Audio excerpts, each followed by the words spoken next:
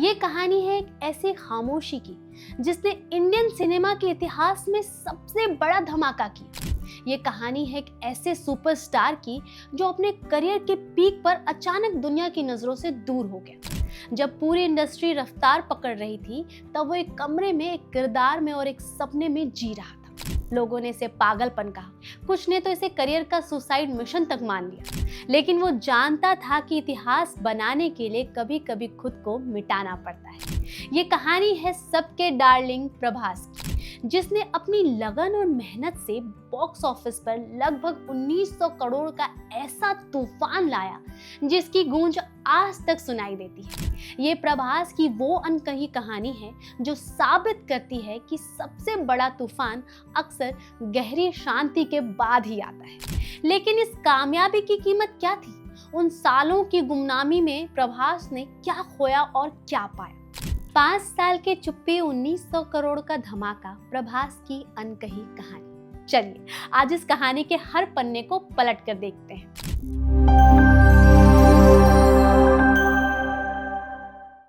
नमस्कार दोस्तों, मैं हूं आपकी होस्ट एंड दोस्त टेसा प्रियदर्शिनी। जैसा कि आप लोग जानते हैं कि मैं अक्सर आप लोगों से फिल्मों से जुड़ी जानकारियां शेयर करती हूं, तो आज हम बात करेंगे एक ऐसी ही कहानी के बारे में। सिनेमा की दुनिया में स्टार अक्सर रातों रात नहीं बनते, उन्हें तराशा जाता है। लेकिन क्या हो अगर कोई पत्थर खुद को तराशने से ही मना कर दे? प्रभास की कहानी कुछ ऐसे ही शुरू होती है। 23 अक्टूबर 1979 को चेन्नई में जन्मे वेंकट सत्यनारायण प्रभास राजू उपलापति के लिए फिल्में कोई सपना नहीं थी, बल्कि एक हकीकत थी जो उनके चारों ओर फैली थी। उनके पिता यू सूर्य नारायण राजू तेलुगु सिनेमा के एक बड़े प्रोड्यूसर थे और उनके चाचा कृष्णम राजू इंडस्ट्री के वो रिबेल स्टार थे जिनकी एक झलक के लिए हजारों की भीड़ लग जाती थी। घर में हर तरफ फिल्में थी, किरदार थे, कहानियां थी, लेकिन प्रभास का दिल कहीं और ही लगा था। वो इन सबसे दूर अपना एक अलग बिजनेस खड़ा करना चाहते थे। उनका सपना था होटलों की एक बड़ी चेन खोलने का। वो खाने पीने के बेहद शौकीन थे और इसी शौक को अपना प्रोफेशन बनाना चाहते थे। उन्होंने अपनी पढ़ाई पर पूरा ध्यान दिया और हैदराबाद के श्री चैतन्य कॉलेज से अपनी पढ़ाई पूरी की। वो एक ऐसी जिंदगी का सपना देख रहे थे जिसमें कैमरा, लाइट्स, एक्शन के लिए कोई जगह नहीं थी। इसकी एक बड़ी वजह थी उनका शर्मीलापन। आज जिस प्रभास की एक झलक पर लाखों लोग फिदा हैं, वो लड़का एक वक्त पर लोगों से नजरें मिलाने में भी झिझकता था। परिवार के फंक्शन में भी वो किसी कोने में चुपचाप खड़ा रहता था ताकि किसी का ध्यान उस पर न जाए। कैमरे के सामने आना तो दूर की बात थी, ऐसे में एक्टिंग में करियर बनाना उनके लिए एक नामुमकिन सा ख्वाब था। लेकिन किस्मत को कुछ और ही मंजूर था। उनके चाचा कृष्णम राजू ने उनके अंदर छिपे स्टार को पहचान लिया था। वे जानते थे कि ये शर्मीला लड़का अगर एक बार कैमरे के सामने आ गया तो स्क्रीन पर आग लगा देगा। उन्होंने प्रभास को एक्टिंग में आने के लिए मनाना शुरू किया। पहले तो प्रभास ने साफ मना कर दिया, लेकिन चाचा के लगातार समझाने और परिवार के दबाव के आगे उन्हें झुकना ही पड़ा। भारी मन से प्रभास ने एक्टिंग की दुनिया में अपना पहला कदम रखा। उन्हें नहीं पता था कि ये एक कदम उन्हें एक ऐसे सफर पे ले जाएगा जहां शोहरत की बुलंदियां भी थी और गुमनामी के अंधेरे भी। साल 2002 में प्रभास ने फिल्म ईश्वर से तेलुगु सिनेमा में डेब्यू किया। एक फिल्मी परिवार से आने की वजह से उम्मीदें आसमान पर थी, लेकिन नतीजा उम्मीदों के बिल्कुल उलट रहा। फिल्म बॉक्स ऑफिस पर कोई खास कमाल नहीं कर पाई और एक औसत फिल्म बनकर रह गई। क्रिटिक्स को भी उनका काम कुछ खास पसंद नहीं आया। ये एक ऐसी शुरुआत थी जिसने प्रभास के आत्मविश्वास को हिला दिया था। जिस दुनिया में वो कभी आना ही नहीं चाहते थे, उस दुनिया ने उन्हें पहले ही दहलीज पे जैसे ठुकरा दिया था। अगले ही साल 2003 में उनकी दूसरी फिल्म राघवेंद्र रिलीज हुई। इस बार भी नतीजा कुछ खास नहीं बदला। ये फिल्म भी बॉक्स ऑफिस पर सफल नहीं रही। एक के बाद एक 2 फिल्में जो दर्शकों को थिएटर तक नहीं खींच पाई, इंडस्ट्री में बातें शुरू हो गई कि रिबेल स्टार का भतीजा शायद एक्टिंग के लिए बना ही नहीं। ये दौर प्रभास के लिए बेहद मुश्किल था। वो खुद से सवाल करने लगे थे, क्या उन्होंने गलत फैसला ले लिया? क्या उन्हें अपने बिजनेस के सपने की तरफ ही लौट जाना चाहिए? लेकिन हार मानना शायद उनके खून में नहीं था। उन्होंने अपनी कमियों पर काम करना शुरू किया। अपनी एक्टिंग, अपने एक्सप्रेशन, अपने डायलॉग डिलीवरी, हर चीज को मांझना शुरू कर दिया। वे जानते थे कि अगर यहाँ टिकना है तो खुद को साबित करना ही होगा।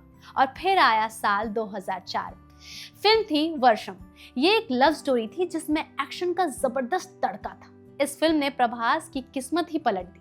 फिल्म बॉक्स ऑफिस पर ब्लॉकबस्टर साबित हुई। दर्शकों ने प्रभास के नए अंदाज को सिर आंखों पर बिठाया। उनकी मासूमियत और एक्शन का कॉम्बिनेशन लोगों के दिलों में घर कर गया। रातों रात प्रभास तेलुगु सिनेमा के नए सेंसेशन बन गए। इसी फिल्म के बाद से उनके फैंस ने उन्हें प्यार से डार्लिंग कहना शुरू कर दिया। एक ऐसा नाम जो आज उनकी पहचान है। पहली बड़ी कामयाबी का स्वाद चखने के बाद प्रभास ने पीछे मुड़कर नहीं देखा। उन्होंने साबित कर दिया था कि वो यहाँ सिर्फ एक फिल्मी वारिस बनकर नहीं, बल्कि अपनी पहचान बनाने आए हैं।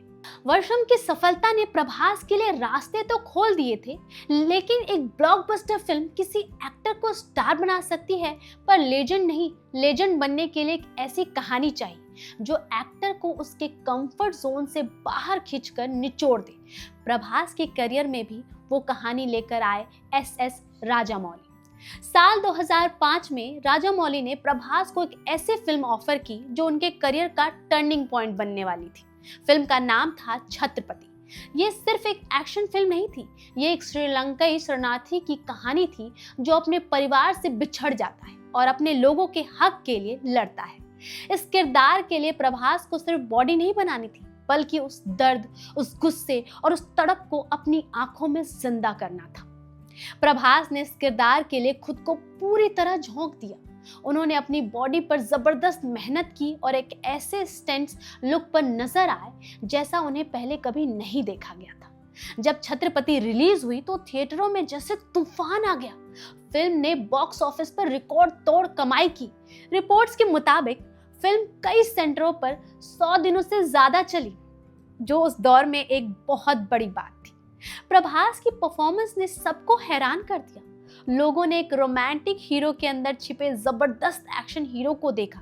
इसी फिल्म के बाद इंडस्ट्री और फैंस ने उन्हें यंग रिबेल स्टार का खिताब दिया, जो उनके चाचा रिबेल स्टार कृष्णम राजू की विरासत को आगे ले जाने का जैसा था।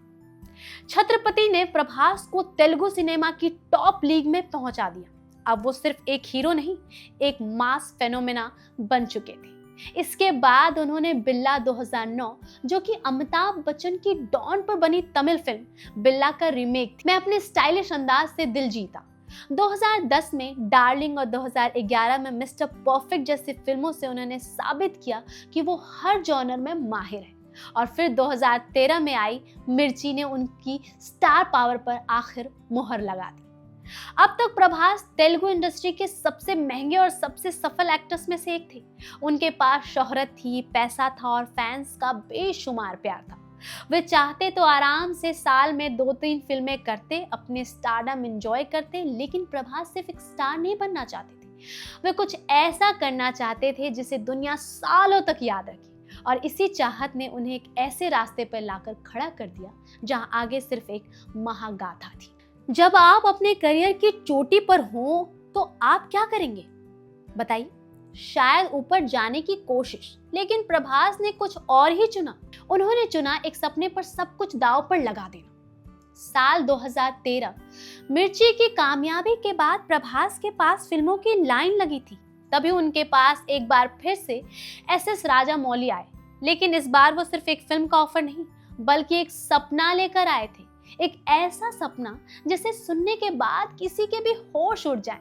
उस सपने का नाम था बाहुबली। राजामौली ने प्रभास को कहानी सुनाई, एक काल्पनिक साम्राज्य, 2 भाइयों की दुश्मनी और एक ऐसा महान नायक जो बल में भी बाहुबली हो और चरित्र में भी। कहानी सुनकर प्रभास के रोंगटे खड़े हो गए। लेकिन फिर राजामौली ने वो शर्त रखी जिसने प्रभास को सोचने पर मजबूर कर दिया। राजामौली ने कहा, प्रभास, इस फिल्म को बनने में कई साल लगेंगे। मैं तुमसे डेट्स नहीं, तुम्हारी जिंदगी के कुछ साल मांग रहा हूँ। इस दौरान तुम कोई और फिल्म साइन नहीं कर सकते। तुम्हें अपना पूरा समय, अपना शरीर, अपनी आत्मा, सब कुछ बाहुबली को देना होगा। ये एक बहुत बड़ा जुआ था। दांव पर प्रभास का पूरा करियर लगा था। लगभग 5 साल तक स्क्रीन से दूर रहने का मतलब था अपने कॉम्पिटिटर्स को आगे निकलने का मौका देना। अगर फिल्म नहीं चली तो वो कहीं के नहीं रहेंगे, करियर खत्म भी हो सकता है। लेकिन प्रभास ने राजामौली की आंखों में वो विश्वास देखा, उन्हें एहसास हुआ कि ये सिर्फ एक फिल्म नहीं बल्कि इतिहास बनने का मौका है, और उन्होंने हाँ कह दिया। यहीं से शुरू हुई प्रभास की वो लंबी तपस्या। ये सिर्फ कहने के लिए कुछ साल नहीं थे, ये उनकी जिंदगी का एक पूरा दौर था। ये प्रोजेक्ट 2013 से शुरू होकर 2017 तक चला। इस दौरान उनका त्याग अविश्वसनीय था। उन्होंने 2 किरदार निभाने थे, पिता अमरिंदर बाहुबली और बेटा महेंद्र बाहुबली। इसके लिए उन्होंने अपना वजन लगभग 100 किलो तक बढ़ाया। सालों तक सख्त डाइट और ट्रेनिंग को फॉलो करना कोई बच्चों का खेल नहीं था। दूसरा और सबसे बड़ा त्याग था आर्थिक। रिपोर्ट्स की माने तो इन 5 सालों में प्रभास ने लगभग 150 करोड़ रुपए से ज्यादा के ब्रांड एंडोर्समेंट ऑफर्स ठुकरा दिए। कहा तो ये भी जाता है कि एक बड़े ब्रांड ने उन्हें एक एड के लिए 10 करोड़ रुपए ऑफर किए थे, लेकिन उन्होंने सिर्फ इसलिए मना कर दिया क्योंकि वो बाहुबली के किरदार से बाहर नहीं आना चाहते थे। उन्होंने अपना पूरा फोकस सिर्फ और सिर्फ बाहुबली पर रखा। ये एक ऐसा जोखिम था जो शायद ही कोई सुपरस्टार उठाने की हिम्मत करता। वो खामोशी से अपना काम कर रहे थे, जबकि दुनिया उनकी इस खामोशी पर सवाल उठा रही थी। सालों की कठिन तपस्या के बाद आखिरकार वो दिन आ गया जब प्रभास की खामोशी को टूटना था।